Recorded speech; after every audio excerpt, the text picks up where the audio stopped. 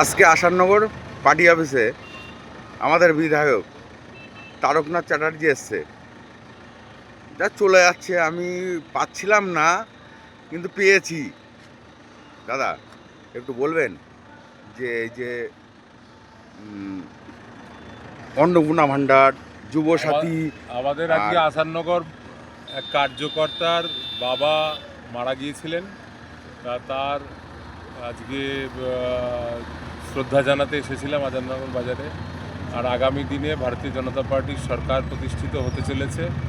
আমাদের যে সম্মানীয় মুখ্যমন্ত্রী শুভেন্দু অধিকারী মহাশয়ের নেতৃত্বে ভারতীয় জনতা পার্টি আজকে মোদিজি এবং আমাদের সম্মানীয় স্বরাষ্ট্রমন্ত্রী অমিত শাহজি যা যা প্রতিশ্রুতি পশ্চিমবঙ্গের মানুষের ক্ষেত্রে দিয়েছে, তার সবটাই আগামী দিনে শুভেন্দু অধিকারী মহাশয়ের নেতৃত্বে ভারতীয় জনতা পার্টির জাতীয়তাবাদী সরকার প্রান্তিক এবং গরিব মানুষের জন্য গ্রামে গ্রামে সমস্ত জায়গায় পৌঁছে দেবে।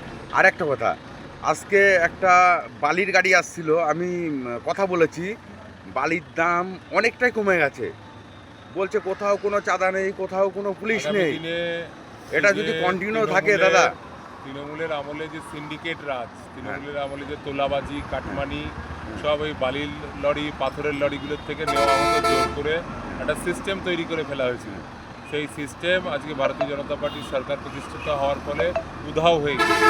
সুতরাং আগামী দিনেও এই কাটমানি, তোলাবাজি থাকবে না, এটা কন্টিনিউ চলবে দাদা। এবং তার ফলে সাধারণ মানুষ যারা এই ইমারতি দ্রব্য নিয়ে নিজেদের বাড়ি ঘর বানাচ্ছে তারাও সুফল পাবে, যারা ব্যবসাদার আছে তারাও সুফল পাবে, অর্থাৎ সমগ্র সমাজ এর ফলে সুফল পাবে।